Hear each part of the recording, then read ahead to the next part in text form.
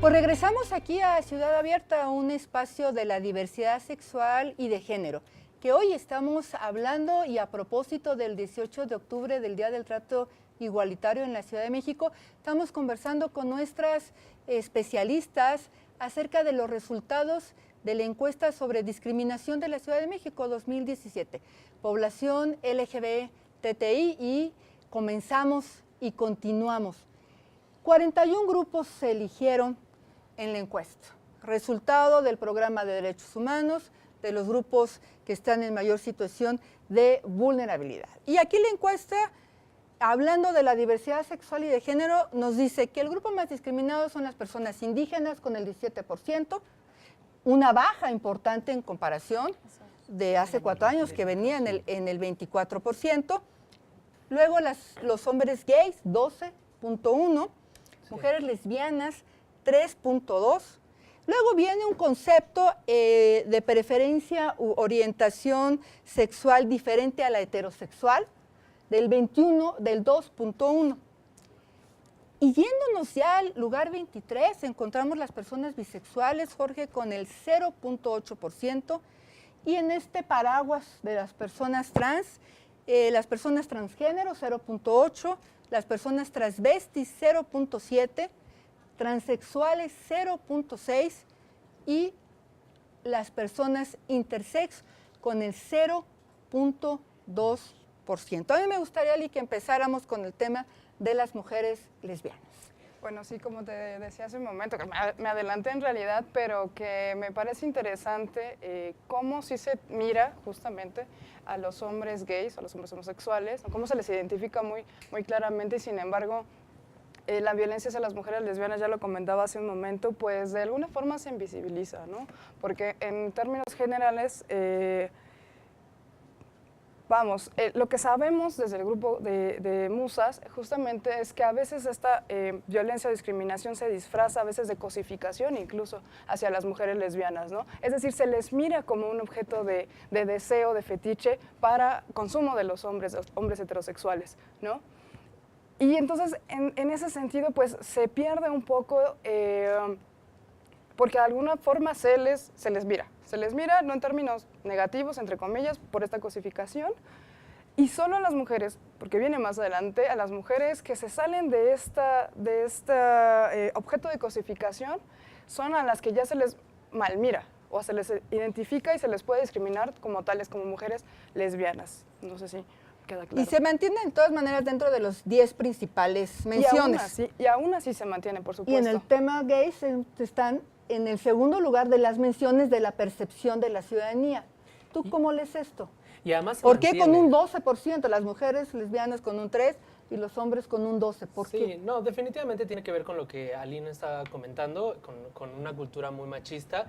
Se refleja es permanente estos datos a lo largo de la encuesta en términos de los resultados en las distintas delegaciones, ¿no? Los gays siempre están en los primeros lugares en términos de grupo discriminado, y tiene que ver también con esta concepción muy capitalista de cómo concebimos en todo caso al movimiento, a las personas LGBT, ¿no? Los hombres gays que representan de alguna manera dinero, que representan fiesta, que representan turismo, y por eso de alguna manera también son, vamos a decir que mayormente visibles, pero también hay un componente importante sobre discriminación, y estamos hablando además solo de un tipo de hombres gays, ¿no? O sea, tú lo que me quieres decir es que las personas traen más en la cabeza cuando hablas de diversidad sexual la palabra gay, o sea, Sí, totalmente. Cuando decimos diversidad sexual o LGBT, pensamos automáticamente en gays, ¿no? Y además en un gay muy estereotipado, ¿no? Como de prototipo, pues.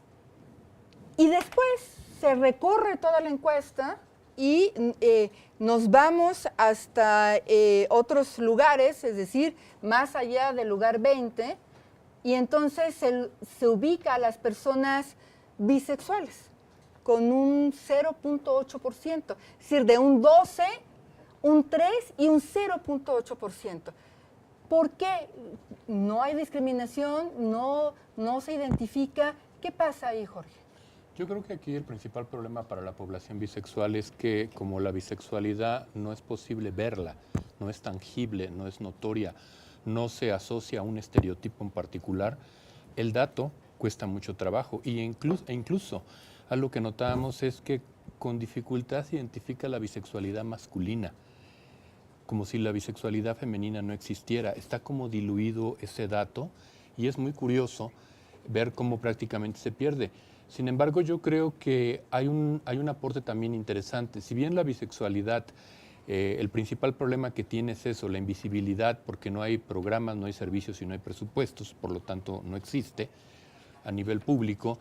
Los datos que la encuesta, que la EDIS en esta versión nos proporciona a nivel delegaciones políticas es muy útil, porque ahí ves la variación y hay demarcaciones políticas que parece que se incrementa el porcentaje de discriminación, es decir, se nota a la población bisexual, y en otras casi desaparece por completo. Sí, hay unas que traen 0.0. Exacto, y es muy útil porque esta cartografía que además se generó por cada delegación nos va a permitir ver cómo pasa la situación en cada una de ellas, y yo diría hasta más adelante poder elaborar un índice o un índice sobre cómo queda para cada una de estas identidades del acrónimo LGBTI. Por supuesto, y el tema trans, a ver, Ari, no todas y todos lo sabemos que desafortunadamente cuando hablamos de mensajes de odio, cuando hablamos de violencia, cuando hablamos de crímenes, son a las personas trans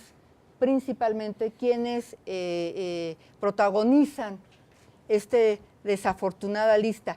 Sin embargo, están en los lugares mucho más bajos. Así es. ¿Qué es? Así ¿Será es, que las Jacqueline. confunden con hombres gays? Por supuesto, así es, efectivamente. Tú acabas de decir algo bien importante. Yo cuando leía esta parte de la encuesta decía, bueno, ahora resulta que nosotras somos las menos violentadas y somos las que menos enfrentamos situaciones muy difíciles, como el caso de los crímenes de odio, ¿no? Si nos basáramos a esta encuesta, entonces las personas que tendrían que a lo mejor enfrentar, y que no sea así, me da mucho gusto que no sea así, es mucho mayores crímenes de odio con las personas gays, hombres gays, y con las personas lesbianas, ¿no? Sin embargo, en la realidad es otra. La realidad es que las mujeres trans en esta ciudad y México ocupa el segundo lugar a nivel mundial sobre los crímenes de odio, entonces nos lo refleja. Entonces, ¿qué está pasando con esto? ¿Por qué las mujeres trans, las personas trans, estamos en los últimos lugares, en el 24, en el 29 y en el 31, o sea, los últimos? Pues precisamente es la percepción de la otredad, ¿no? La mayoría de la población todavía confunde el tema de orientación sexual con identidad de género, todavía se cree que las personas trans son hombres vestidos de mujer, todavía se cree que hay un capricho a lo mejor por querer únicamente construirnos una feminidad y probablemente seguir en el privilegio de la masculinidad, ¿no? No se nos reconoce como mujeres, la autoridad no nos reconoce como una mujer más, aunque sí en el aspecto legal, ¿no? El Estado hoy nos reconoce, pero no la sociedad. Y ese es el reto. Y ese es el indicativo que nos está pasando. Por eso existe un 12% en los hombres gays, porque ahí la mayoría de la sociedad está incluyendo a personas trans dentro de su percepción de personas gays. Claro, porque para muchas personas el ser un hombre gay es aspirar a ser una mujer. Sí, claro, por supuesto. Y entonces, ¿qué mayor representación que una mujer, que un varón convertido en mujer desde esta mirada social, ¿no? La encuesta, quiero decirles que también trae todo un análisis delegacional muy profundo que no vamos a abordar en este momento porque es bastante largo, pero yo prometo traer aquí a las y a los jefes delegacionales, ¿eh? Y nos vamos a sentar con ellas y nos vamos a sentar con ellos para que analicemos esta parte. La encuesta trae un análisis por rangos de edad.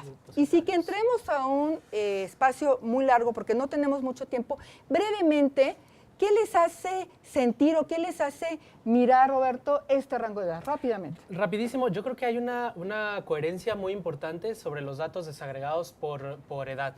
Es decir, lo que quiero decir, en el grupo de mayormente quienes son jóvenes, se refleja que la discriminación la están viviendo en los espacios escolares, ¿no? La gente que está entre los 30 y 35 se refleja en la encuesta que la discriminación la están viviendo en los espacios laborales. Es decir, hay una ubicación muy fuerte y hay una sincronía, ¿no?, de la discriminación en los distintos ámbitos en donde la gente se está desarrollando. ¿Tú cómo lo ves, Alina? A mí me parece bastante interesante que dentro de la percepción de los lugares donde son mayormente discriminados no surja la familia. Porque sí se habla del espacio público, del lugar de trabajo y esto, pero no se reconoce que la familia es uno de los principales lugares justamente donde se vive violencia y discriminación hacia la población LGBT, ¿no? Es un tema bastante complicado, incluso para la misma población, reconocer que en esos lugares donde supuestamente, ¿no?, socialmente deberíamos sentirnos protegidos, protegidas, es el primer lugar donde se ejerce la violencia, ¿no? Y es un proceso bastante complejo y bueno, a mí me parece interesante que no surgieran en esos resultados. Vamos a regresar con este análisis, a ver qué también opinan el resto de nuestros expertos, de nuestra experta. El día de hoy yo les recuerdo que estamos analizando la encuesta de discriminación LGBTTI de la Ciudad de México. Vamos a un corte y regresamos sin antes recordarles nuestro teléfono 53 22 03 00 y estamos aquí en Ciudad Abierta.